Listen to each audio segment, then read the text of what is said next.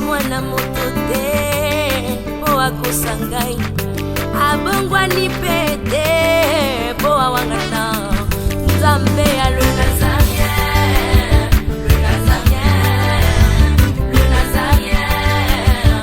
David Nzamba ayebana kitoko koma mokondima atako babakolaki mafuta na mosakolima lelo yayo bolingo ebateli le nazarien lipamboli oyo emonanaka te mpeni mama kantelobi kolapie mapapu masopi mafuta tokokisikana elongo na nzambe oyo babenga na makomi Jésus le nazarien. Biso nyonso tosangani asikoza na kati tosangani po tosala kaka eloko moko oyo ekorepresente baeglise nyonso de réveil. Alors tokamuke ye moko l'État azondima lisusu ke oyo ye apesaki mikanda représente l'église de réveil. Donc l'église n'a jamais été divisée. Peut-être les gens qui veulent nous diviser, les Torondigango peut-être. Nous ne voulons pas que Nanga soit présenté comme candidat émanant des églises de réveil.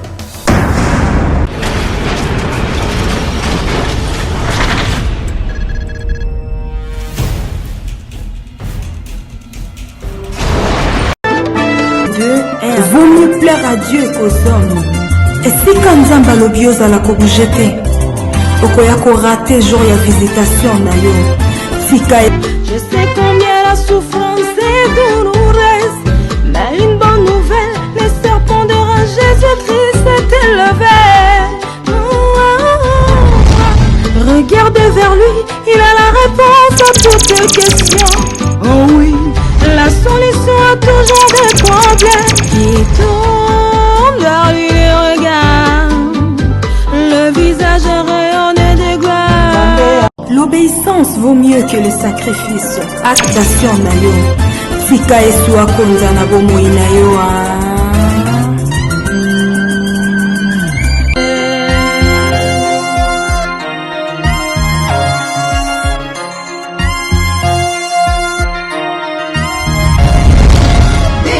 Changer de vie parce que nous ne savons ni l'heure ni le jour de son retour. N'oublions pas que la mort aussi peut nous surprendre. Ma Bible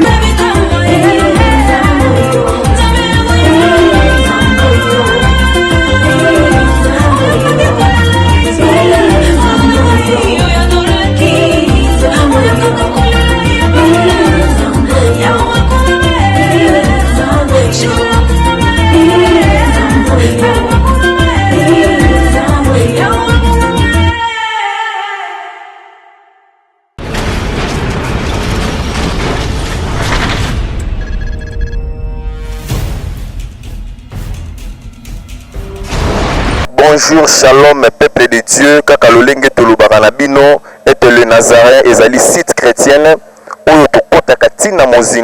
S'il s'agit même que tout qui te dit partout, partout dans le monde, pour nous tirer des informations, pour être peuple de Dieu, au courant de la vie chrétienne. Le loyo, problème est à niveau de la République démocratique du Congo, Likambu Ezo Simba, église de réveil.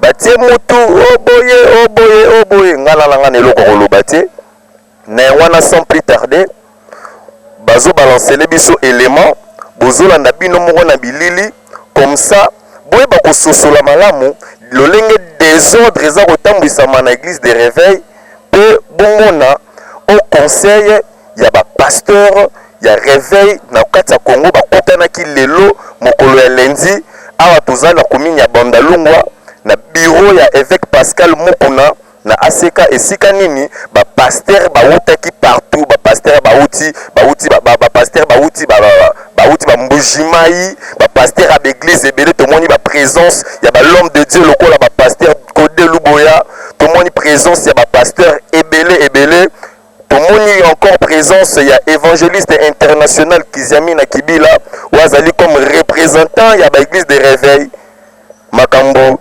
ezotambola malamu te tolanda na bilili lolenge nini l'évangéliste international Jean-Oscar Kibila à Koloba et on se retrouve justement après.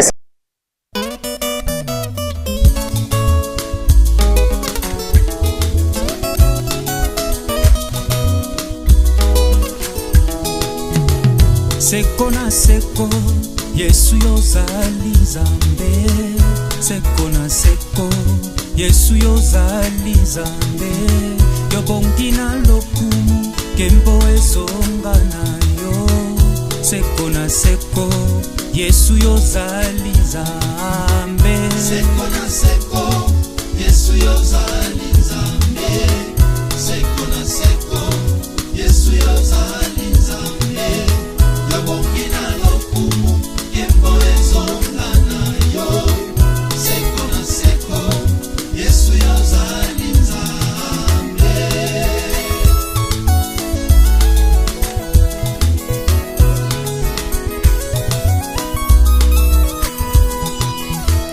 Utana botama. Il y a aussi des photographes.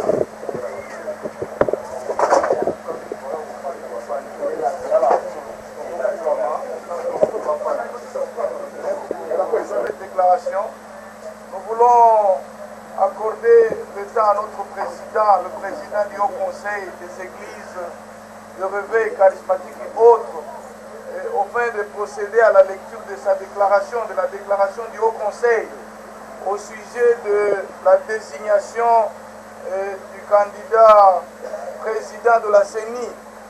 Je voudrais donc accorder à notre président la parole pour qu'il donne la teneur de la lecture, la teneur de la déclaration que le Haut Conseil rend public ce jour à l'attention de l'opinion tant nationale qu'internationale. Je donne la parole, Monsieur le Président. Merci. République démocratique du Congo, au Conseil des églises de réveil charismatique et autres, en seul cas en cycle. Personnalité juridique numéro 259 bar, CAP, bar, 1000, bar, JDH, bar 2013, du 13 août 2013. Déclaration du Haut Conseil des églises de réveil charismatique et autres au sujet de la désignation du candidat président de la CENI. Sous la direction de son président national, l'évangéliste Kizamina Kibila Jean Oscar, le comité directeur du Haut Conseil des Églises, charismatiques et autres, s'est réuni ce vendredi 23 octobre 2015 en session extraordinaire au sujet de la désignation du candidat des églises de réveil au poste de président de la CENI. Au cours de cette rencontre, les membres du comité directeur ont été surpris d'apprendre que le candidat Corneille Nanga a été désigné au nom et pour les comptes des églises de réveil. Ce qui est faux et qui viole manifestement les prescrits de l'article 1er de l'arrêté ministériel numéro 259 bar min bar JHD bar 2013 du 13 août 2013, accordant la personnalité juridique à l'association sans but lucratif non confessionnelle dénommée au Conseil des églises de réveil charismatiques et autres, en sigle RCK, qui dénonce que cette association a pour but, entre autres, de créer un cadre de régulation et d'interface avec le pouvoir public. En effet, non seulement M. Corneille Nanga n'est pas membre des églises de réveil, mais aussi le Haut Conseil des églises de réveil charismatiques et autres n'a jamais été consulté à ce sujet. C'est pourquoi le Haut Conseil des églises de réveil charismatiques et autres informe l'opinion publique n'avoir pas été consulté pour cette désignation du candidat président de la CENI qui a été faite frauduleusement et en violation de la loi, notamment l'arrêté subsité.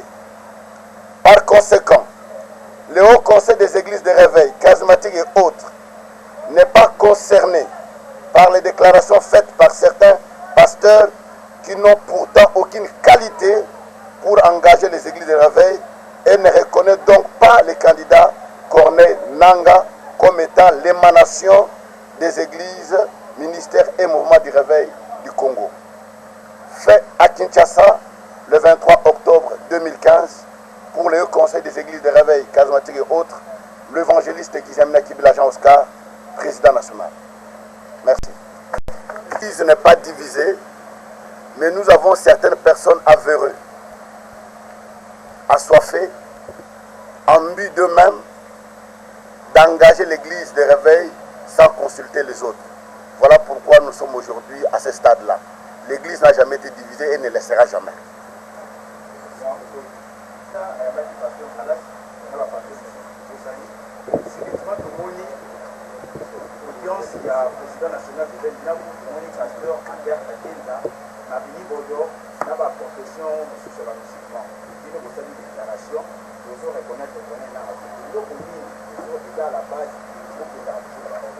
Non, et Seigneur d'abord koye baboye que l'église de réveil est plurielle.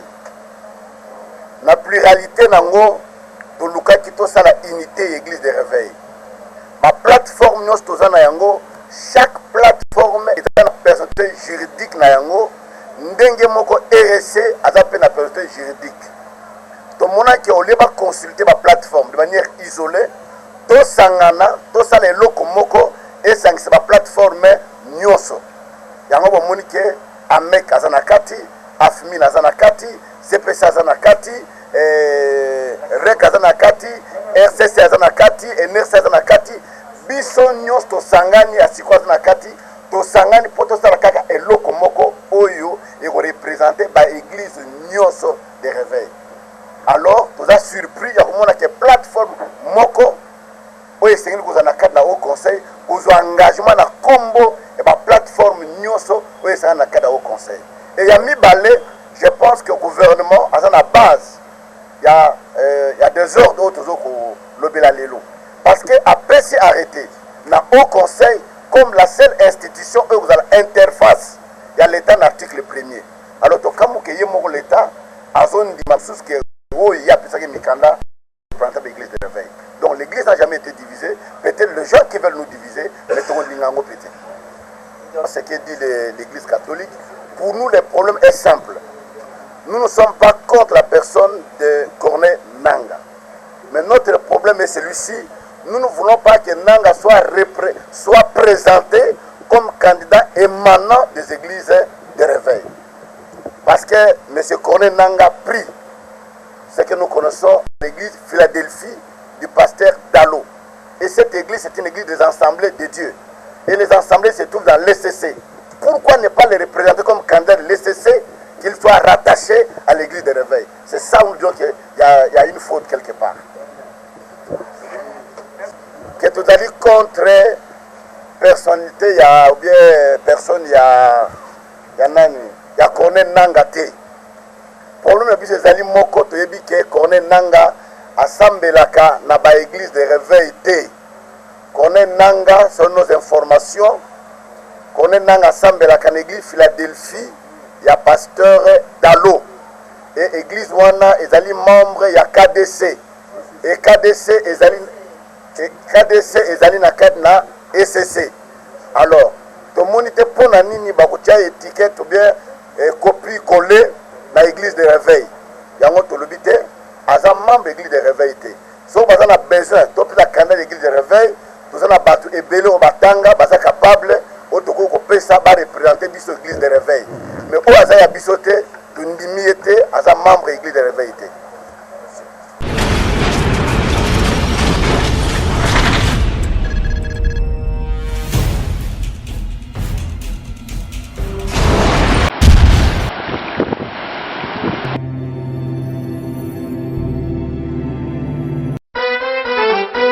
Quelle que soit la durée de la nuit, le soleil finira toujours par apparaître. Mamae, car l'heure est déjà venue où Dieu cherche le vrai adorateur qui adoreront en esprit et en vérité. Ah maman, bien-aimés dans les Seigneurs, vous avez longtemps entendu la sortie officielle de votre album, de notre album des héros à héros. Maintenant, le ciel est grandement ouvert pour vous offrir sa bénédiction qui est cet nouvel album qui contient 6 titres que vous allez beaucoup aimer avec la princesse de l'Éternel, la sœur Tiffany Mokwala, humble servante de l'Éternel. Bien-aimés dans le Seigneur, retenez que nous avons comme chanson « L'échec n'est pas la fin ». Tout Mboka ezali Soukate, Likamo et Soukisayo, ezali Soukate, la chanson inspirée du ciel. Signe de référence. Oza Ilemo, Oza Ilemo, Toza Bilemo, Ozali Bilemo Kati Nankolo Yesu Masia. Tonga Pelokole, Tonga Ekomi, Tango Ekomi et Belemi na porte na yo. Jésus veut te visiter.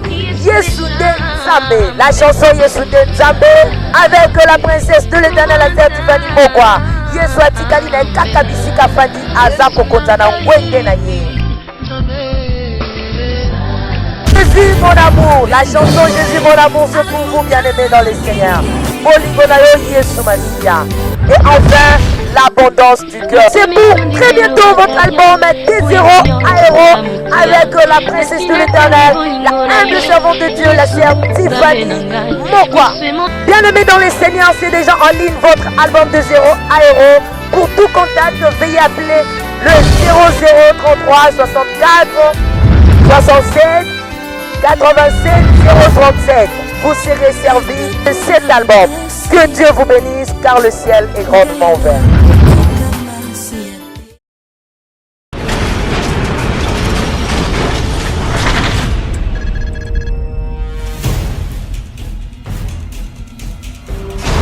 Bobby Pasteur.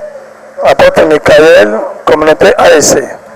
Ok, apôtre Michael, tu lignes tout bazolanda mokili mobimba monde entier en direct. Balibaye ba cause ya kusangana na bino awa. Tosangani mpona la déclaration contre désignation ya actuel président ya CENI. Parce que Isalemi, sans que l'église de réveil bisozali, tous à la consulté. Et en plus, candidat va présenter Azali Kouta en église de réveil. Voilà pourquoi Tosangani pour la déclaration. Non? Merci bien papa Togo Koyeba Nanyango Atsaki Moutongo en place. Togo Koyeba Moutongo Atsaki en place, vous êtes lundi sur les médias que les autres à la personne de M. Nanga. Mais maintenant, on va en place, nous attendons à partir de la déclaration d'Abisso et nous verrons celui qui l'a mis en place. Mais sinon, au niveau d'Abisso, on ne sait pas celui qui l'a promis la poste. Ok, bazolando monde entier, balingi baye ba souci siko ya bino ezani ni par rapport ya mutuana. Par rapport à mutuana, souci na biso ezaboyi.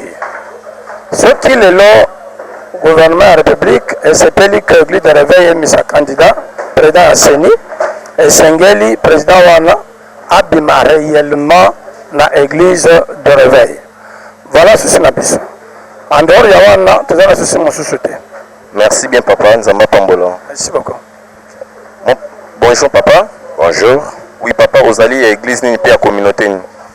Nazali Pomolanga pasteur Eva, Nazali pasteur responsable de l'Assemblée chrétienne vie abondante, dans la plateforme REC.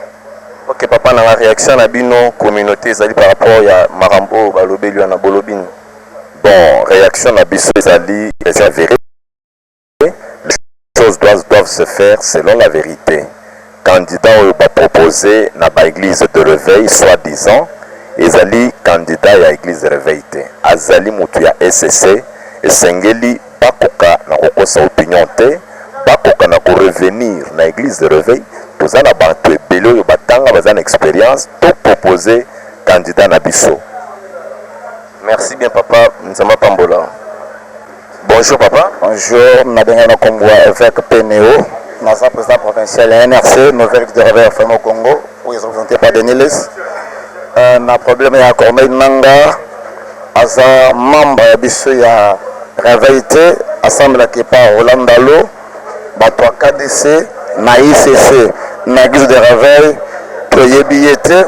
C'est pour cela qu'il a fallu que l'État arrange côté wana, à mon abisso bato ya réveil. Ce qui candidat na biso ya réveil topé ça et non pas au moto SCC va représenter que aza moto réveil vraiment les appels bienté il y a un des messages sur l'ingi tout lancer la nation il y a biso ya Congo il y a que l'état aza na ordre na biso basai na Nzambe na la plateforme où ils représentent réveil na Congo.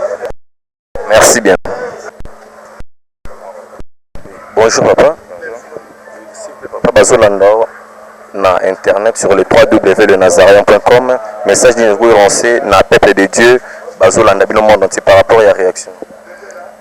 Bon, peuple de Dieu, il faut y bien que l'église de réveil est pluriel. Deuxième chose, à Congo, il y a une organisation, il y a une église de réveil. Basala qui interface mobile plateforme sur l'église de réveil et Sangana pour la interface na pouvoir public. Interface wana Kombonango au conseil des églises de réveil charismatiques et autres. Alors sikoyo na désignation il y a président de l'assemblée il y a Seni Toyoki Moko Nabiso Abimi Alobike l'église de réveil va présenter monsieur Nanga. Donc tosangani awa na kombo ya au conseil pour na koloba que monsieur Nanga bisote mutu to présenter ye eza likambo esalami na molili o bisoto ebité. Merci bien papa. Non, je pense qu'il faut attendre que Oui, bonjour papa, on vous suit en direct depuis donc partout au monde sur le www.lenazarien. Votre réaction par rapport à ce que le gouvernement congolais a fait? Non, on est l'église. On n'accepte pas la fraude. Nous avons dit que le Haut Conseil des églises de réveil charismatiques et autres est la seule institution appelée à représenter les églises de réveil. S'il y a un cas présenté par notre structure, qu'on la présente officiellement au nom de cette structure-là. On ne peut pas commencer à tricher, pour commencer un processus par la tricherie. Nous n'acceptons pas ça. Merci bien papa. C'est moi qui vous réponds. Bonjour. Mon pasteur Bazolandao Mokil Mobimba, message nous a relancé dans le monde entier concernant Makambo Ezakoleka en la RDC. Oui, je pense que le problème est à Moko, où tout ça qui n'a réunion les lots, les déclarations tout ça, par rapport à candidat au bâtier, il y a déjà l'élection à Katambo en Abisso. Tout le monde qui est candidat au bâtier, Azali d'abord Moutebegli de réveil.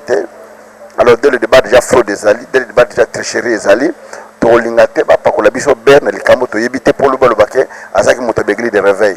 Église de réveil, nous avons des hommes capables, au Batangi, beaucoup dirigés par l'institution Wana. Il y a un gars qui s'est insurgé pour le Baké, Azam membre de l'église de réveil. Tout ça compte Moutouanate, expertise naïe, Azana Makamunaye, expérience naïe, mais Bachaye, na église où il y a Sambelaka. Mais Bachaye, non compte l'église de réveil. Ok, mon pasteur, pourquoi cette division au niveau de réveil? Division des alités.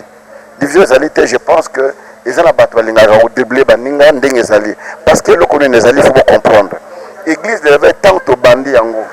Peut-être au bête à l'isolo, ou à la moussoumoko moussousou. Moutassa, l'église de réveil, va bien RSC Zanga Moko. Nanda Kunanga, Naluki juriste, Aïe Nanda Kunanga, à sa statut à règlement d'ordre intérieur. Ngamoko, à cotiper la signature des Agakounes, la signature est faux, ils ont vérité. Namoutou na sirène à place à Batou Nyoso, na cotici, d'aujourd'hui F92 wana, tinde te aux personnes juridiques, na sala ngamoko, aux journalistes kende na ministère de la justice, zoa statut des Agakounes, au moment que na sala ngamoko Nanda Kunanga, Moutou Moussousouté, ou a dit que approuvé le contraire, Aya Websara qui va comme la lobby à l'Okuta. Ok, message nini au lancé na ba autorité Mboka au Bazolandao monde entier. Ba autorité na bisa bango kaka que ba pesa biso mikanda ba sengi na biso l'église to sangana. Ba plateforme nous ba personne juridique na yango. To sangana to ça l'interface moko oyo abana autorité na gouvernement. To ça l'interface on ba bengo au conseil des églises de réveil charismatique et autres. Ba pesa biso mokanda na arrêter peut ba reconnaître que la seule institution oyo et dialoguer dans le gouvernement au conseil. Mais quand on a décision à boyer, au lieu de au conseil, on va passer à reconnaître parce que les plateformes sous Oyo et ça normal. Donc c'est divisé pour régner. Alors on est tous d'accord dans le côté.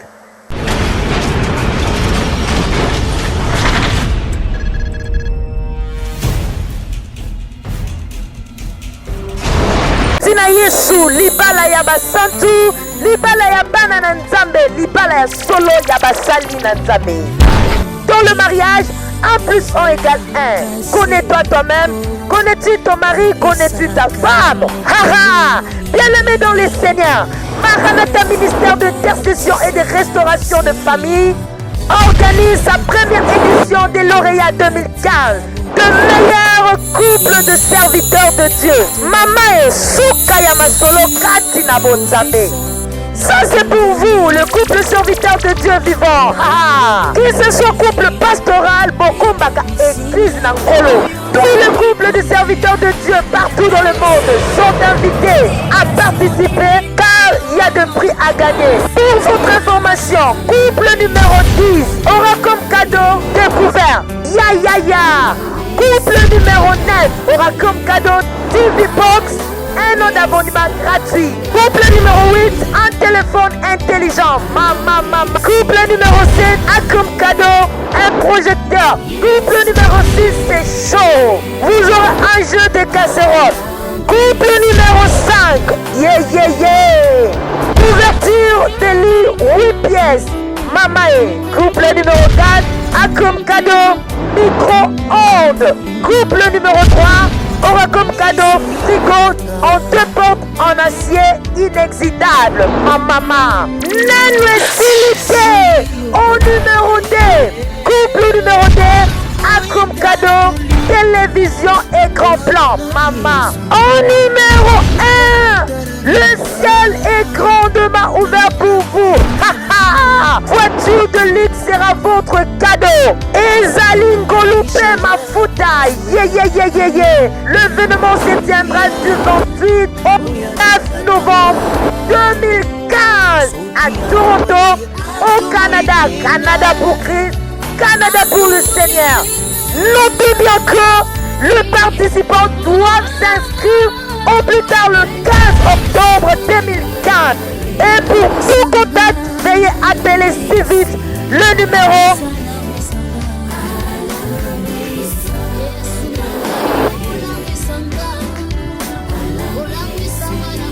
'Participer pour obimisa couple na yo meilleur couple ya basali na Nzambe na édition ya 2015 à de vous car les places sont limitées. Bienvenue à tous.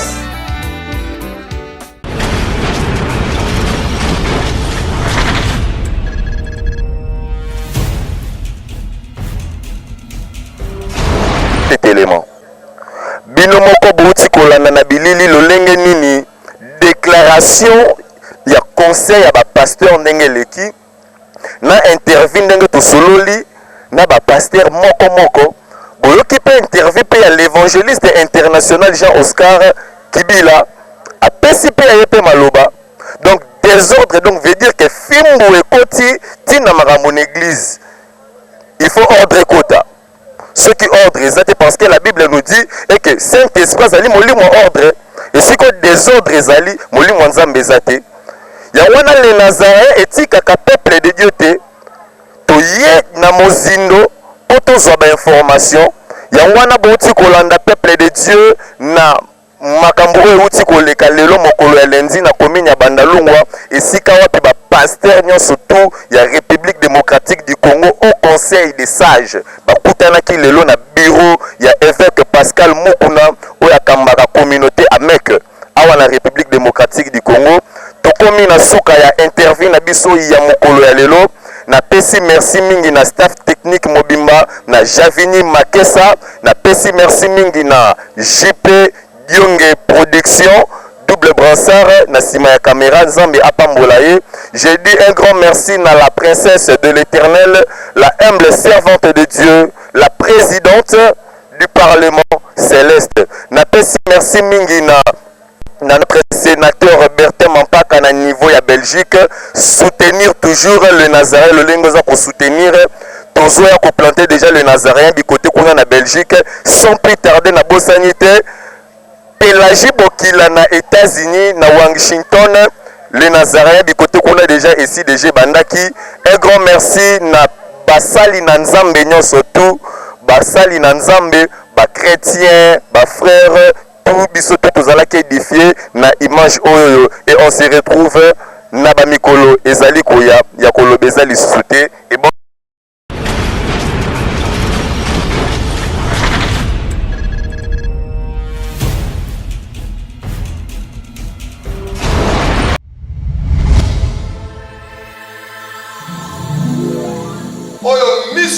te matoi eyoka te oyo emati nanu na motema ya moto te yango nkolo abombeli yo. Bandeko balingami kati na nkolo Yesu, que Dieu vous bénisse. Tobengisi bino nyonso boya ebele na action. Ndenge boyoki wana ndenge bolandi wana date ezaka moko 13 au 27 décembre. What? Pate na kati ya donnez-vous les amis dédicace ya temple pe anniversaire ya église Messi. Oui, campagne et pas y apporte ben capitaine. Ce soir, dis-le, Dieu m'a dit, c'est un moment où je vais enrichir mon père. Mon pasteur dire, je serai là, je suis au rendez-vous. Jésus-Christ est au rendez-vous, ça sera chaud. Donc, ici, nous voyons ébélé, qu'on vive le beau qu'on a tapé là. On va mis na thème kitoko oyo. Intitulé Le grand C du temps de la fin. Ngai le révérend de Kinshasa, Nakozala wana. Bien-aimé, Yopezala wana. Bien-aimés dans le Seigneur, je vous salue tous au nom du Seigneur Jésus-Christ. C'est votre humble serviteur, l'apôtre Simon Ben, capitaine de la communauté Messie Fusion. Je suis là pour vous informer ce que vous attendez.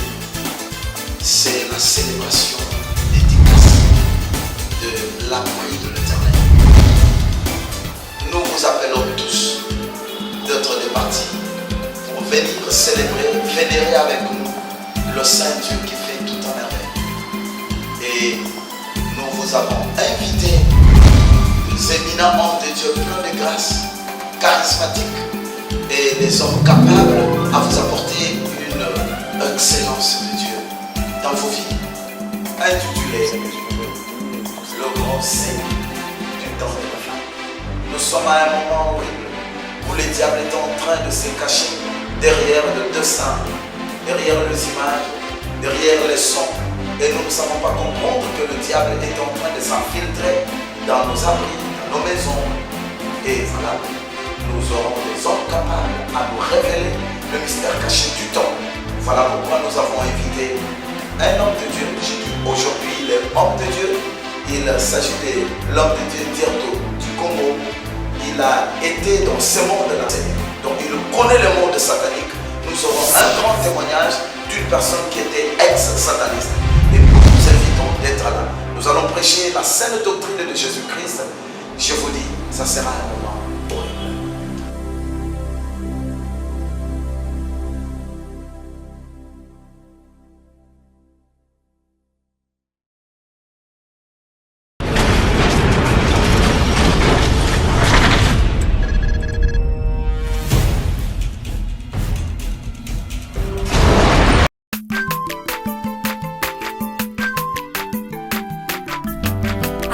mwana moto te po akosa ngai abongwani pete po awangana nzambe ya le Nazarien, le Nazarien, le Nazarien.